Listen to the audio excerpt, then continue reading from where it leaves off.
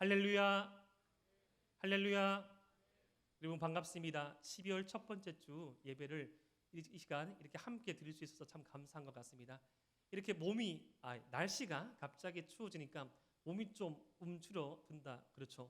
하지만 이렇게 추워진 날씨 가운데 이렇게 따뜻한 곳에서 계속 따뜻해지고 있죠. 따뜻한 곳에서 우리 따뜻한 마음을 가지고 예배드릴 수 있음이 얼마나 기쁜지 모르겠습니다. 특별히 12월 한 달은 우리 주님의 오심을 기뻐하는 기다리는 달이죠. 그래서 특별히 이 시간 이렇게 함께 한번 인사했으면 좋겠는데요. 주님의 오심을 기다리십시다라고 인사합시다. 시작. 주님의 오심을 기다리십시다. 아멘. 여러분, 우리가 계속적으로 실행하고 있는 이 통독 가운데 우리는 지금 이 서신서를 읽고 있습니다. 특별히 이 로마서부터 진행되고 기록되어진 서신서에는 초대 교회의 모습이 생생하게 기록되어 있지요. 여러분, 성경에 기록된 그 모든 기록은 실제입니다. 특별히 그 성경에 등장하는 그 모든 사람도 실제로 존재했던 사람들이고, 성경에 기록된 그런 사건과 이야기들도 실존했던 이야기들입니다. 특별히 이 초대교회의 모습을 담아있는 서신서 말씀을 읽어보면 이 서신서에 나와 있는 예수 그리스도에 관한 이 복음에 대한 내용도 잘 확인할 수 있지만, 이 초대교회 가운데서 우리와 똑같은 눈물과 우리와 똑같은 이 기쁨과 우리와 똑같은 문제가, 우리와 똑같은 기도의 응답이 가득했던 사람이 살아갔던 이 공동체가 바로 교회임을 알 수 있습니다. 특별히 이 로마서 말씀, 오늘 우리가 함께 나눌 이 로마서 말씀은 1장부터 15장까지 이 예수 그리스도의 죽으심과 이 죽으심으로 말미암은 이 죄 사함, 십자가 부활의 능력으로 말미암아 우리 모두가 은혜를 받는 이 주님을 믿음으로 구원받는 이신칭의 복음에 대해서 가장 강력하고 가장 축약적으로 가장 명료하게 적혀진 복음에 관한 가장 확실한 말씀입니다. 그런데 이 로마서 말씀 또한 서신서, 편지의 형식으로 주어진 말씀인데, 이 편지를 받은 이 로마서라는 이 말씀을 받은 수신자가 있었는데, 그 수신자는 바로 로마 교회 사람들이었습니다. 당시 로마 제국의 이 수도였죠. 이 수도에 살아갔던 황제를 신으로 모시고 있던 그 거대한 도시에서 믿음을 가지고 살아갔던 그 어려웠던 성도들에게 주어진 말씀이 바로 로마서 말씀인데, 이 로마서 말씀의 이 핵심적이고 주된 내용을 이루고 있는 복음에 관한 내용도 참 많은 확신과 위로를 가져다 줍니다. 사람의 의로, 사람의 행동으로, 사람의 의지로 구원받는 것이 아니라 오직 성도는 믿음으로 구원받구나, 오직 성도는 복음으로 은혜받구나, 오직 우리는 주의 은혜로 말미암아 주님의 능력으로 말미암아 주의 자녀가 되었구나라는 확실한 믿음을 가지게 하는데, 이 로마서라는 말씀 자체가 서신서라고 했듯이 로마서가 받은 사람들은 바로 로마 교회였고, 이 로마서를 전달하는 사람이 있었으니 이 전달하는 사람과 이 서신이라는 마지막 형식에 나와 있는 감사하는 표현을 담은 이 사람들이 로마서를 더욱더 빛나게 합니다. 특별히 여러분, 우리가 함께 읽었던 로마서 16장 1절과 2절 말씀에서는 로마서를 전달하였던 사람의 이름이 이렇게 등장합니다. 제가 로마서 16장 1절과 2절 말씀을 읽어드리겠습니다. 내가 갱그라 교회의 일꾼으로 있는 우리 자매 베베를 너에게 추천하노니. 로마서란 이 편지, 이 16장 분량의 이 편지를 전달하던 사람이 바로 우리 자매 베베라는 것입니다. 근데 여러분, 이 베베라는 이름은 이 빛나는 순수한이라는 뜻을 가진 당시 이방인들이 주로 취하던 이름이었습니다. 여러분, 지금은 우리가 이 대한민국 국민들 중에서도 대한민국 혈통이 아닌 사람들도 국적을 취득하여서 대한민국 국민으로 살아가는 경우가 많지만, 지금으로부터 20년, 30년 전에는 그런 사람들을 보기 힘들었죠. 언어가 서툴고 피부색이 다른 사람이 대한민국 국민이라고 하면 믿어주지 아니하였습니다. 그런데 2000년 전에 이 유대인들이 중심으로 있던 교회에서 유대인이 아닌 이방인이 이 복음을 받아들이고 이방인이 교회의 구성원 중요한 역할을 한다는 것은 더더욱이나 어려운 일이었습니다. 특별히 유대인들은 이런 안 좋은 생각을 가지고 있었습니다. 이방인들, 하나님을 알지 못하는 이방인들의 그 존재에 대해서는 그들이 지옥의 불쏘시개, 지옥을 타오르게 하는 장작이라고 그렇게 비하여서 생각했는데, 그러한 이방인 출신의 이 자매 베베가 로마서라는 복음의 정수를 담은 이 말씀을 전달하는 전달자였다. 이 말씀이 교회라는 것은 많은 다양성과 많은 다양한 사람들이 있는 그 가운데 하나님께서 사람의 편견과 인식을 뛰어넘은 사람 또한 쓰시는 곳인 것을 우리가 알 수 있다는 것이죠. 특별히 이 베베에 대한 세 가지 표현을 우리가 함께 살펴볼 때 주님께서 우리에게 위하신 은혜 또한 발견할 수 있습니다. 이 첫 번째 베베에 대한 로마서 16장 1절과 2절의 표현에서 첫 번째 등장하는 것은 바로 그녀를 일꾼으로 칭합니다. 바로 일꾼이라 칭한데요. 이 일꾼은 주인의 식탁에서 수송드는 하인의 이미지를 가지고 있습니다. 여러분은 혹시 여러분들은 몇 살 때부터 스스로 밥을 드시기 시작했습니까? 태어나면서부터 밥을 스스로 드시기 시작했나요? 보통 한 2살 넘어가면, 만 2살 넘어가면 밥을 먹긴 먹죠. 이 밥을 떠가지고 퍼가지고 이렇게 했을 때 입으로 가지 아니하고 입 구석에, 입 근처에 갔다가 흘리는 경우가 되게 많아요. 그때 누가 밥을 먹여줍니까? 부모님이, 아니면 할머님이, 할아버님이 먹여주죠. 그런 이미지란 거죠. 베베, 이 자매는 이 주인의 식탁에서 수종드는 하인으로서 자신의 몸으로서 교회를 섬겼던 자매가 바로 베베였다는 것입니다. 로마서라는 이 복음의 핵심을 담고 있는 이 말씀을 전달했던 베베는 몸으로서 교회를 섬기는 사람이었다는 것이죠. 그럴만하죠. 교회에서 가장 열심으로 섬기는 사람이 바로 로마서라는 이 복음을 전달했던 전달자였구나. 근데 두 번째, 이 베베에 대한 또 다른 표현으로 보호자의 이미지가 있습니다. 자, 이 로마 제국은 후견인과 가신제도라는 정치 제도가 있었어요. 지금 현대적인 표현으로 치면 어떤 스폰서와 관계입니다. 어떤 정치적으로 유력하고 군사적으로 촉망받는 인재를 이 등단시키는, 이 사회의 무대에 등단시키도록 후원하는 그런 후견인 제도가 있었는데, 이 베베는 당시 로마 사회에서 아주 유력하던 많은 인재를 배출하였던 이 후견인, 후원자였다는 것이죠. 물질을 가지고 있고 명망을 가지고 있고 사회적인 명성까지 가지고 있었던 그는 바로 물질로 교회를 섬겼다는 것이죠. 물질과 자신의 시간과 명예를 같이요. 사랑하는 에바라비 청년 여러분, 여러분들은 지금 청년이면서도 얼마나 많은 시간과 물질을 다하여서 교회를 섬기는 지체로 있습니다. 아침 일찍부터 주일학교 교사로부터 시작하여서 이 리더와 임원들, 여러분들 단지 몸이 머무르는 이 시간에도 여러분들은 몸만 머무르는 것이 아니라 여러분들의 시간, 여러분들의 물질이 함께 받쳐지는 것입니다. 그런데 우리가 이 교회를 섬기는 데 있어서 이 물질과 시간을 바쳐질 때 먼저 수반되어야 되는 것은 바로 이 마음이 있어야 되는 것이죠. 마음을 가지고 물질로 섬기는 것, 진심을 가지고 몸으로 섬기는 것, 더 의미 있는 섬김입니다. 물질로 교회를 섬기면서, 몸으로 교회를 섬기면서, 시간을 다하면서 교회를 섬기면서도 마음이 고르지 아니하면, 마음이 평온하지 아니하면 섬기고 난 다음에 그 섬김이 많은 사람에게 해로울 수 있습니다. 내가 이거 바쳤는데, 내가 이거 섬겼는데, 내가 이렇게 시간을 할애하였는데 교회가 나에게 해준 것이 무엇이 있는가? 사람이 내게 해준 것이 무엇이 있는가? 저 사람이 내게 어떻게 하는가? 그런 어떤 이 인풋과 아웃풋을 설정하는 것이 교회의 섬김은 아니라는 것이죠. 이 베베는 모든 것을 다하여서 전심으로 교회를 섬겼던 사람이기도 하였습니다. 세 번째로 이 베베에 대한 설명은 이 성경 말씀 로마서 16장 1절과 2절 말씀에 표면적으로 나와 있지 않지만, 예를 들어서 일꾼, 영접하고 소용되는 바를 도와줄지니라는 이 구절에서 볼 수 있는 것은 뭔가 하면 그녀가 제가 앞서 말씀드렸다시피 말씀의 전달자였다는 것입니다. 지금은 여러분 핸드폰으로 메시지를 보내면 0.1초도 되지 않게 이 메시지가 가죠. 카톡이 갑니다. 여러분들 이 카톡 가운데 여러분들 실수할 때 가끔씩 있지 않습니까?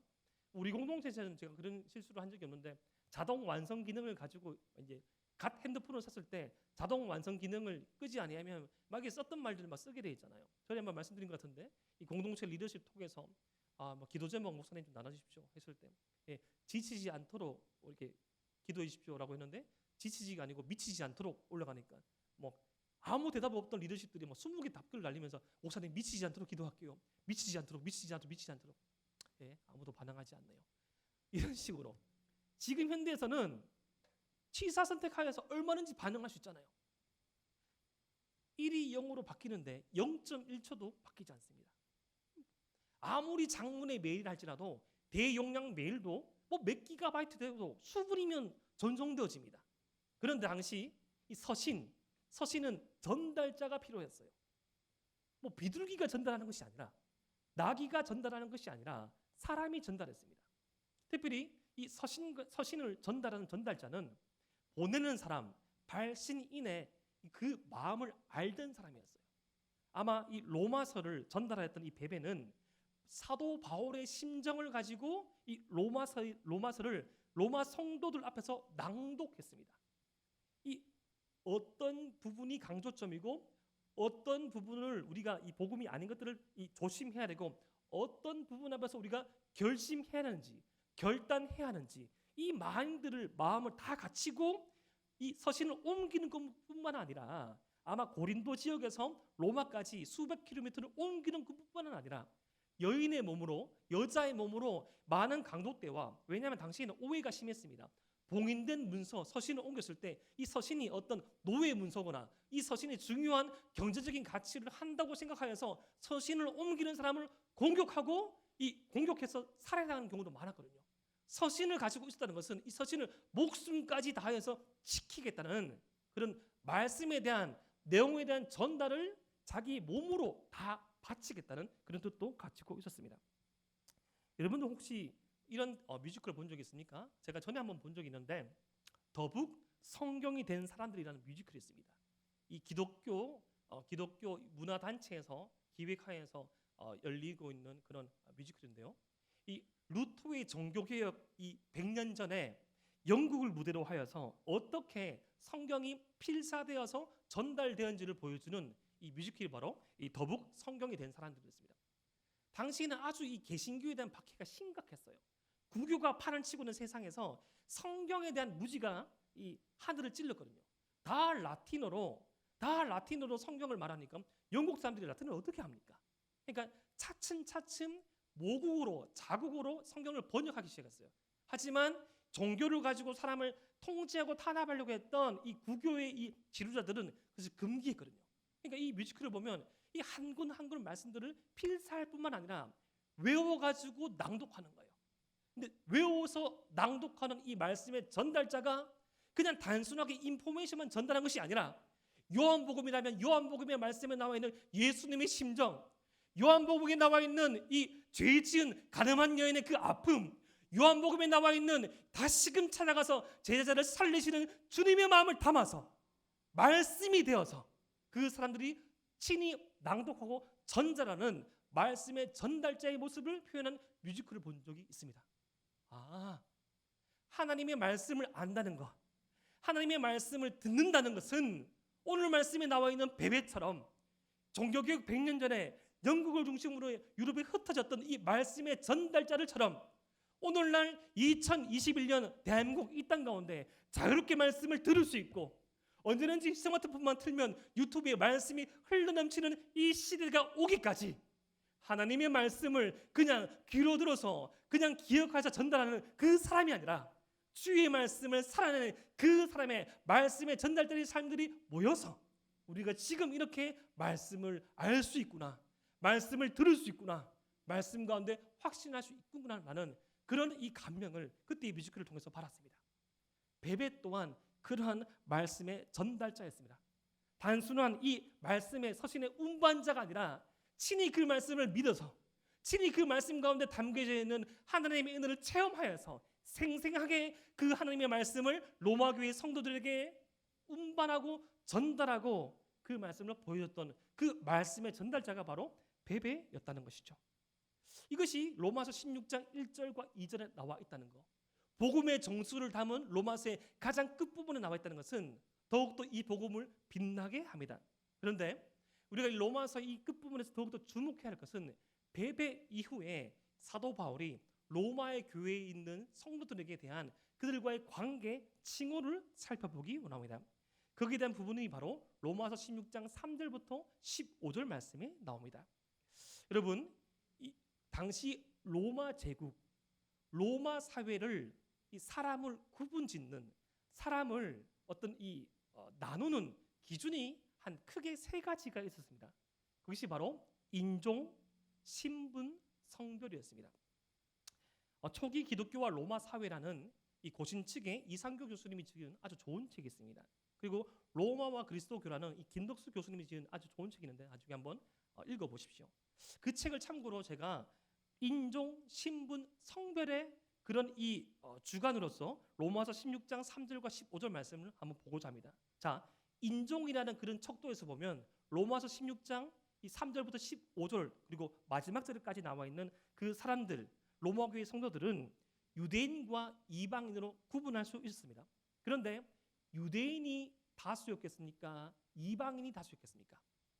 비율은 사람마다 좀 신학자마다 다르게 말하지만 이방인이 좀 더 많았습니다. 3절에 나와 있는 브리스가와 아굴라, 7절과 11절에 이 바울의 친척들로 추정되는 사람들 아니면 친척만큼 가까웠던 유대인들을 제외하고는 나머지는 다 이방인들이었습니다. 근데 이 이방인들도 당시 로마 사회에서 로마 출신, 로마 인근의 사람들은 더욱더 같은 이방 혈통이라도 더욱더 높은 어떤 계급, 핵심적인 사회적인 위치를 수반하고 있었는데요. 대부분의 이 로마 교회의 성도들은 나와 있는 이방인들은 로마 변방의 사람들이었습니다. 왜냐하면 이름이 그것을 나타냈거든요. 스다구, 아벨레, 헤로디온, 버시, 블레곤, 바드로바, 허마, 아순그리도, 비롤로고, 올룸바. 로마의 중심에, 로마의 핵심에 살던 사람이 아니라 로마의 변방, 로마 제국의 변방에 있던 사람들에게 복음이 전해졌음을 우리 또한 알 수 있다는 것이죠. 그런데 이 이방인과 유대인들이 함께 신앙생활을 했다는 것이 더욱더 은혜스럽습니다. 남녀 7세 부동석이라는 그런 단어가 예전에 우리 조선시대에 있었죠. 남녀는 함께 앉을 수 없었습니다. 7세 이상. 그래서 지금도 영천에 있는 그런 오래된 교회, 시골에 있는 오래된 교회 보면 이 디귿자 혹은 기읒자로 교회당이 분리되었습니다. 형제와 자매가 같은 공간에서 예배드리지 못하도록 분리되어 있어요. 예전에 저는 어릴 때 그런 부흥에 참석한 적이 있습니다. 예배당에 참석했는데 우리는 지금 하나, 둘, 셋, 네 개의 분단으로 나와 있잖아요. 중간에 천막을 세워가지고 이쪽은 형제, 이쪽은 자매 나눠서 예배드리는 그런 곳이 있었습니다. 그런데 그것이 아니라 이방인과 유대인들은 더욱더 섞일 수 없는 물과 기름처럼 섞일 수 없는 엄밀한 그 벽이 엄밀한 구분이 있었는데 그것이 허물어진 곳이 바로 교회였다는 것이죠. 교회. 두 번째로 이 로마 제국의 사람을 판단하는 기준 가운데 신분으로 사람을 판단하는데 그 신분 가운데 자유민과 노예가 있었습니다. 그런데 이 노예가 호명된 이 말씀, 가장 대표적인 말씀이 바로 빌레몬서죠. 빌레몬서. 이 빌레몬서의 주인공인 이 오네시모는 당시 이 어떤 뜻을 가진 이름인가 하면 쓸만한 자라는 뜻을 가지고 있었습니다. 오네시모, 나의 사랑하는 오네시모라고 칭해진 이 사도 바울의 적은 빌레몬서의 주인공 오네시모는 쓸만한 자였습니다. 이게 쓸만한 자라고 경언을 써서 그렇지 쓸만한 이 비속어로 쓰면 놈이었습니다. 힘센 사람, 힘센 놈, 그런 뜻이 바로 오네시모라는 이름이었어요. 한번 생각해 보십시오. 이름을 부르는데 야 힘센 사람아, 힘센 사람아, 잘 먹는 사람아, 발이 큰 사람아, 사람의 어떤 특징, 사람의 어떤 인격이 아니라 사람의 어떤 외형적인 특징, 사람의 존재 가치가 아니라 그 사람의 어떤 특징을 두고 말한다는 거. 얼마만큼 그 자유가 없던 사람들은 많이 힘들었겠습니까? 그런데 그런 노예가 가질 이름을 가진 사람들이 로마 교회의 성도들 가운데 아주 많았다는 것이죠. 예를 들어서 루포, 비롤로고, 나기스 이런 이름들은 노예만이 쓸 수 있었던 이름이었습니다. 특별히 23절 말씀에 나와 있는 이 구아도라는 이름은 넷째라는 이름을 가지고 있습니다. 넷째. 사람을 하나, 둘, 셋, 넷이라고 세었을 때 넷째라는 이름이 바로 로마서의 수신자였던 구아도의 이름이었습니다. 그리고 22절에 나와 있는 이 더디오는 셋째였습니다. 셋째, 넷째. 야, 이 시대에 태어나지 않은 게 여러분 얼마나 감사합니까? 셋째야, 하셋째, 하넷째, 김첫째. 인격이 없는 거예요. 자유가 없던 그들에게는 이름을 가질 수 있는 그런 인격도 없었습니다. 그런데 그들이 이 귀족과 같이, 예를 들어서 이 말씀에 나와 있는 에라스도는 고린도시의 재무관, 지금으로 치면 행정부시장이었습니다. 행정부시장과 함께 동일한 이 연대에 동일한 순에 호명되었습니다.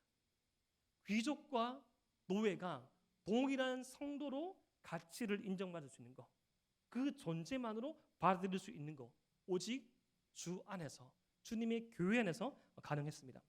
10절 말씀에 나와 있는 아리스토블로는 헤롯 대왕의 손자였습니다. 왕족이었죠. 왕족. 11절 말씀에 나와 있는 헤로디온도 왕족이었습니다.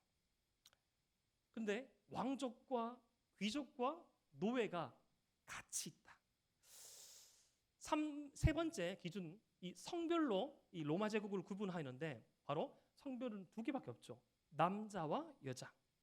이 로마서 16장에 나와 있는 로마서의 수신자, 로마 교회 성도들 가운데 한 10명 정도가 여자였습니다. 이것은 되게 파격적인 것입니다.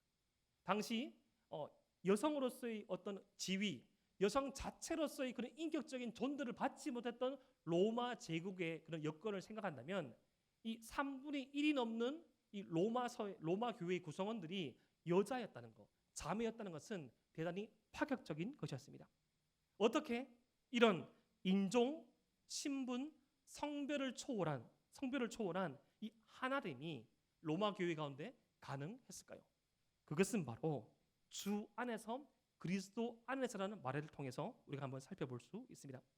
여러분, 이 에베소서 2장 14절과 16절 말씀을 함께 한번 읽어보길 소망합니다. 에베소서 2장 14절과 16절 말씀을 읽어보겠습니다. 시작. 그는 우리의 화평이신지라 둘로 하나를 만드사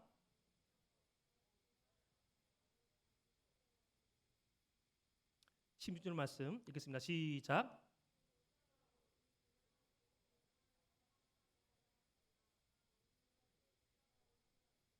아멘.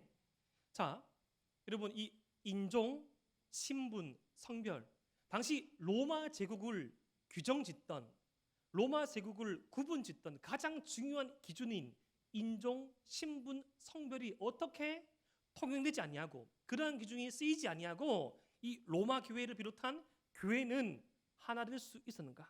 바로 우리 주님께서, 우리 예수님께서 이 둘로 나누어진 것을 자신의 삶으로, 자신의 사역으로, 자신의 몸으로 그 둘을 가르고 있었던 벽을 허무셨다는 것입니다. 예수님께서 이루신 평화로 말미암아, 그 담이 허물어졌다는 것이죠. 이 말씀을 세 번역으로 읽으면 조금 더 실감납니다. 세 번역 말씀을 제가 한번 읽어드리겠습니다. 에베소서 2장 14절과 16절 말씀. 그리스도는 우리 평화이십니다. 그리스도께서는 우리 유대 사람과 이방 사람이 양쪽으로 갈라지는 것을 하나로 만드신 분이십니다. 그분은 유대 사람과 이방 사람 사이를 가르는 담을 자기 몸으로 허무셔서 원수된 것을 없애시고 원수된 것을 십자가로 소멸하시고 이 둘을 한 몸으로 만드셔서 하나님과 화해시키셨습니다. 우리 예수님께서 이루신 그 구원 사역이 먼저는 사람과 가운데 세워져 있던 그 벽을 어떻게 허무셨다? 몸으로 허무셨다는 것이죠. 우리가 받아들일 수 있는 것은 십자가 위에서 자신의 몸을 찢으심으로 사람과 사람 사이에 인종, 신분, 성별, 지금으로 치면 학력, 지금으로 치면 주거의 형태, 지금으로 치면 소득, 지금으로 치면 사회적인 지위, 지금으로 치면 정치적인 경향성, 지금으로 치면 그 어떤 외향적인 모습들까지 사람과 사람 사이에 세워져 있던 그 벽들을 누구든지 주님 안에서라면 통용될 수 있는 그 사실로서 주의 몸을 찢으심으로써 그 벽들을 허무셨다는 것이죠. 그 벽이 허물어진 인생은 하나님 앞에서 세워져 있는 벽 또한 허물어진다는 것입니다. 인종, 신분, 성별과 같은 로마 제국의 그런 기준들, 지금도 이 사회를 어떤 사람과 사람 간에, 세대와 세대 간에, 지역과 지역 간에, 어떤 직업과 직업 간에 사람의 세워놓은 기준과 사람의 세워놓은 시선과 사람의 세워놓은 어떤 틀 안에서 사람을 바라보고 사람을 대하고 사람을 취급하는 그러한 모습들을 가지고는 온전히 주님과 화해할 수 없다는 것입니다. 우리 주님께서 이루신 사역이, 우리 주님께서 십자가 위에서 이루신 사역이, 우리 주님께서 우리에게 허락하신 그 은혜는 모든 벽들을 허무는 그 사역이다라는 것이죠. 그래서 그 은혜가 로마 교회 가운데 있었기 때문에 신분과 인종과 성별을 초월한 그러한 은혜가 흘러갔다는 것입니다. 그래서 사실 이 로마 교회를 비롯한 이 초대 교회에 대한 오해가 있었습니다. 초대 교회 안에서는 모두가 형제 자매로 부르는 거예요. 노예가 자신의 주인에게 형제라고 부르고, 이 귀족인 자매가 노예 형제한테, 노예 자매한테 지체라고 부르고, 내 자매라 부르니까 어떤 오해인가 하면, 이들은 모두가 혼숙을 하고 모두가 그 성을 통용하는 자유롭게 성행위를 하는 음란한 집단이구나. 더 나아가서 날마다의 그 예배 가운데 이 살과 피를 나눈다하니 그것을 문자적으로 오해해서 사람의 인육을 먹고 사람의 피를 먹고 마시는 잔인 무도한 집단이구나. 세상이 가지고 있는 기준으로서는, 로마 제국이 가지고 있는 가치 판단으로서는, 당시의 사회의 모습으로서는 어찌 노예가 귀족에게 형제라 말하고, 어찌 그들이 겸상을 하고, 어찌 그들이 하나 될 수 있는가? 이것은 그거를 모든 것들을 허물어뜨릴 수 있는 음란한 힘이 있거나 정욕이 있거나 욕심이 있거나 그들만의 아주 은밀한 비밀, 사람의 피를, 사람의 살을 먹고 마시는 그 비밀이 없다면 그들 가운데 그러한 하나됨은 있을 수 없다라는 오해를 하고, 실제로 많은 교회를 박해하고 많은 교회의 성도를 죽였습니다. 세상이 이해할 수 없는, 세상에서 통용되지 않는 그 더 높은 가치가 그 구단에 있었던 것이죠. 그러한 신뢰는 이 모든 교회의 이 초기 발생, 모든 교회의 초기 사에 다 있는 것이죠. 우리 한국 교회 또한 마찬가지입니다. 1907년 평양 대부흥 운동을 기점으로 하여서 복음이 이 땅 가운데 전파되었을 때 가장 처음 일어났던 현상 가운데 하나는 우리 조선 사회 가운데, 조선 시대 가운데, 조선 사회 가운데 세워져 있던 그 벽들이 허물어지는 것이었습니다.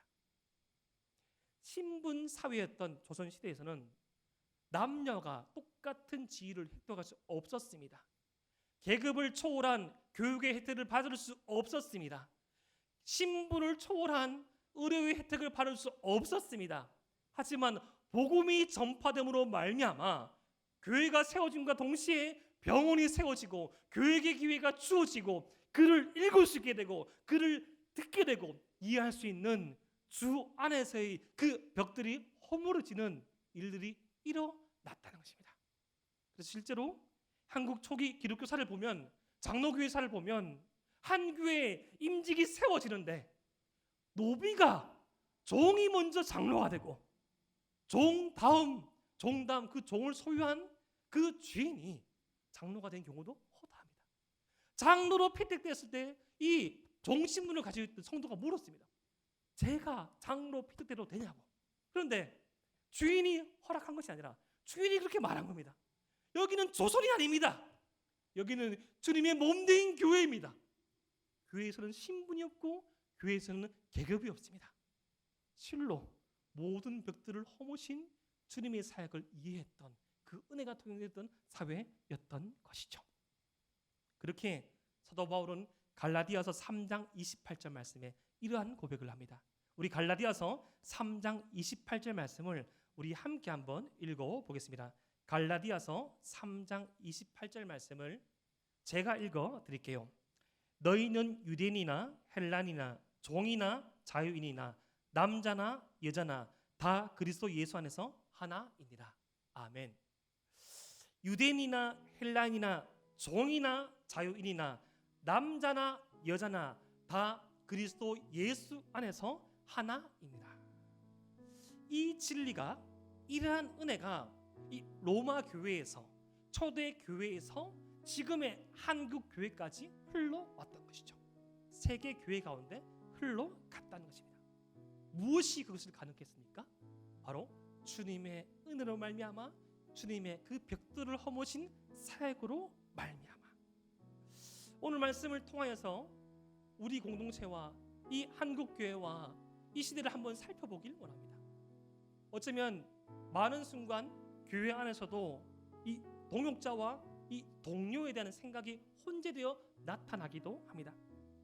이윤을 추구하면 동료이고 사명을 추구하면 동역자이죠. 잘하고 못하고로 구분할 수 있는 것이 교회 생활이 아닙니다. 좀 실수하면 어떻습니까? 조금 더디면 어떻습니까? 조금 다르면 어떻겠습니까? 주 안에서 그리스도 안에서 은혜를 먹고 마신 우리라면 기다려주고 포용하고 하나 될 수 있는 은혜가 우리 가운데 있다는 것이죠. 저는 이 말씀을 묵상하고 준비하면서 이 사도 바울이 이 아직은 만나보지 못할 가망성이 많은 로마 교회 성도들에게 칭한 이 성도들의 이름 앞에 붙어 있는 형용사와 수식어에 한번 집중해 봤습니다. 1절 말씀에 나와 있는 이 말씀의 전달자 베베에 대해서는 우리 자매 베베라고 자신의 동생처럼 여기면서 말하고요. 3절에 나와 있는 브리스가와 아굴라에게는 나의 동역자로 칭했습니다. 6절에 나와 있는 마리아에게는 너희를 위하여 많이 수고한 마리아라고 칭하고요. 7절에 나와 있는 안드로니고와 유니아에게는 내 친척이요 나와 함께 갇혔던 사람이라고 말합니다. 8절에 나와 있는 암블리아는 주 안에서 내가 사랑하는 암블리아라고 말합니다. 우리는 함께 이렇게 신앙생활을 할 때 지금의 이 실제와 과거의 경험과 앞으로의 바람 가운데 우리 자신을 수식하는 수식어는 무엇입니까? 우리 지체들을 수식하는 수식어는 무엇입니까? 우리 공동체를 수식하는 그 수식어와 형용사는 무엇입니까? 내 사랑하는 동역자, 내 사랑하는 형제 자매라 칭할 수 있는 그런 상황이 되었으면 좋겠습니다. 9절 말씀 나와 있는 우르바나와 스그다구, 그리스도 안에서 우리의 동역자인 우르바나와 나의 사랑하는 스다구, 그리스도 안에서 인정함을 받은 아벨레 아레스토블로, 주 안에서 수고한 드루베나와 드르보사, 주 안에서 많이 수고하고 사랑하는 버시, 주 안에서 택하심을 받은 루로와 그 어머니, 그의 어머니는 곧 내 어머니라. 여러분 한번 로마서 1절부터 16절까지 나와 있는 그 이름 가운데 앞에 있는 그 이름들을 빼고 우리 또한 어떠한 이름을 넣을 수 있는지 한번 고민해 봤으면 좋겠습니다. 내 사랑하는 나의 동역자였던 그 이름을 더욱더 많이 적을 수 있는 우리의 신앙이 되었으면 좋겠습니다. 특별히 저는 이 5절 말씀에 나와 있는 내가 사랑하는 에베네도에게 문안하라, 이 말씀이 더욱더 가슴을 뜨겁게 했습니다. 내가 사랑하는 에베네도에게 문안하라, 아시아에서 그리스도께 맺은 첫 열매라고 말합니다. 아시아라는 대륙 가운데 주님의 복음을 전함으로써 처음 맺은 열매라고 말합니다. 문제 덩어리야, 나와 달라, 뭘 못해, 말이 안 통해, 못해, 나가 아니라 내가 아시아에서 맺은 첫 열매, 이것이 교회의 본질입니다.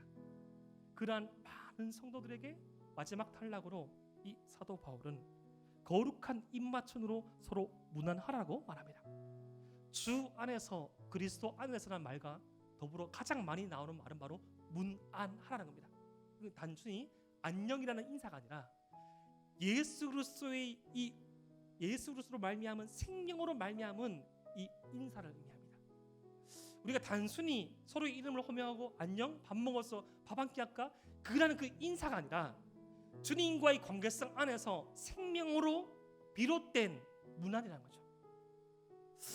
오늘따라 저 지체가 좀 지쳐 보이는데 우리는 형제 자매요, 주의 은혜 안에서 이 공동체인데 뭔가 힘들지 않을까? 라는 마음에서 잘 지냈니? 좀 한 해 동안 수고한 그 임원과 한 해 동안 수고한 그 리더가 지나가는데 뭔가 좀 무거워 보이고 뭔가 좀 힘들어 보이는 그 가운데 잘 지냈니? 염려 가운데 나와 있는 그 인사 한마디, 앞으로 수고할 또 이 짐을 지고 할 사람들에게 니함 해와라가 아니라 좀 필요한 거 있으면, 도움이 필요하면 내게 연락해, 내가 도와줄게라는 그런 말 한마디, 그것이 바로 문안이라는 것이죠. 주님으로부터, 주님이 그 은혜로부터 흘러나온 인사와 관계들, 그것이 바로 문안인데, 그 문안 인사가 로마서 16장 말씀에 흘러넘치면서 로마서 16장 16절에 이렇게 문안하라고 말합니다. 너희가 거룩하게 입맞춤으로 서로 문안하라. 그리스도의 모든 교회가 다 너에게 문안하니라. 거룩한 입맞춤, 최고의 존대함을 가지고, 최고의 예우함을 가지고 서로가 서로에게 예수님의 은혜로 말미암은 안부를 나누어라. 뭔가를 떠보려고, 뭔가를 비판하려고, 뭔가를 획득하려고 하는 그 인사와 관계가 아니라 서로에 대한 최고의 존담을 가지고 문안하라는 것이죠. 지금으로부터 60년 전 이 땅에서는 아주 참혹한 전쟁이 있었죠. 한국 전쟁이 있었습니다. 아직까지 그 전사자들 가운데 찾지 못한 유골이 많이 있어요. 가끔씩 우리 한국 전쟁에 참전하였던 미국을 비롯한 그런 연합국들, 우방국들, 그들의 나라의 이름으로 한국 전쟁에 참전하였다가 다시금 그 유해와 유골을 발견했을 때, 제가 몇 년 전에 미국에서 이 발견된 유골이 이 송치됐을 때, 돌아갔을 때 아무것도 아닌데 그냥 뼈 앞에서, 이 재만 남았는 뼈 앞에서 취했던 그 태도를 기억합니다. 장성들이 나와서 경례를 하면서 그 나라의 이름으로 한 사명 앞에 감당하였던 그 이미 죽어있는 귀신을 숭배하는 것이 아니라 그 고귀한 가치 앞에서 최고의 존대를 놔두고 인사하는 것을 보았습니다. 우리는 주님 안에서, 그리스도 안에서 한 몸을 이루어서 이미 시작되었지만 아직 완성되지 않은 이 하나님의 나라의 사명을 같이 지고 가는 동역자이자 지체입니다. 우리가 서로에게 나눌 것은 최고의 존대를 가진 거룩한 입맞춤입니다. 다를 수 있지요. 이렇게도 다른 우리가 하나 될 수 있는 것은 주님께서 우리에게 허락하신 은혜가 있기에, 주의 몸을 찢음으로 말미암아 우리 사이에 서 있는 그 벽들을 허무심으로 말미암아 가능한 은혜이기에 우리가 이 속에 있기 때문에 서로가 서로를 최고의 존대함으로 거룩한 입맞춤으로 맞이하는 것이 바로 교회라는 것입니다. 오늘 말씀을 통하여서 지금도 있지만 더욱더 많은 모습 가운데 우리 이 거룩한 입맞춤과 같은 무난함이 넘쳐나길 소망합니다. 지금도 있지만 더 많은 배배가 세워지길 원합니다. 지금도 있지만 우리 로마서 16장에 그 아름다운 수식어, 아름다운 형상을 지어나갈 수 있는 동역자가 생기길 원합니다. 이것이 교회입니다. 이것이 교회예요. 이 일을 주시려고 우리 주님께서 죽으신 것입니다. 이 아름다운 일들이 더욱더 우리 가운데 2021년도 2022년도 아니 계속적으로 흘러넘치는 그러한 에바다윗이 되기를 주님의 이름으로 축복합니다. 기도드립니다.